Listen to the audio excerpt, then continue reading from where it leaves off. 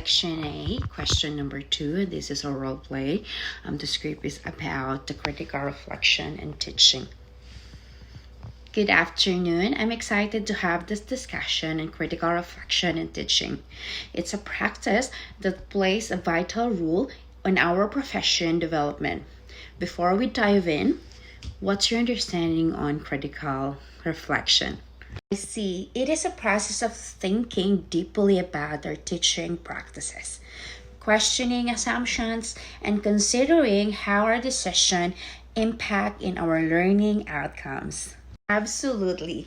Critical reflection involves examining our beliefs, assumptions, and practices to enhance our teaching. It's about continuous improvement. What aspect of teaching do you think reflection can impact the most?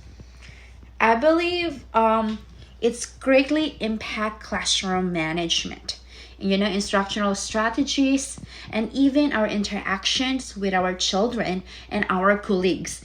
It's a tool for growth. Well, it also helps us become more aware of our biases and challenges us to create our inclusive and responsive learning environment. Now, let's talk about the process itself. How would you describe the steps involved in critical reflection? I think it starts with an event or experiences, followed by careful observations and analysis. Then we need to question our assumption, consider alternative perspectives, and finally plan for improvement. Spot on. Now, in our daily technique routine, what strategies do you think can help us carry out critical reflection effectively? Regular journaling or note taking about our experience and reactions can be beneficial. Seeking feedback from our children and from our colleagues also provide diverse perspective. I agree. Collaborative reflection, like the one we're having now, can offer fresh insights. Another strategy is setting aside dedicated time for reflection, either our daily or weekly. How do you prioritize time for reflection in your teaching practice? It can be challenging, but I try to integrate into my routine. I find that scheduling time at the end of the day or week help me reflect on what went well and what I can improve. Let's address the challenges. What obstacle have you faced when trying to implement critical reflection and how did you overcome them?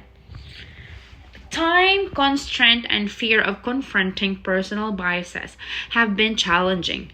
To overcome them, I remind myself that reflection is a tool for growth and it's okay to acknowledge area of improvements. And that's the common challenges. The benefits though are significant.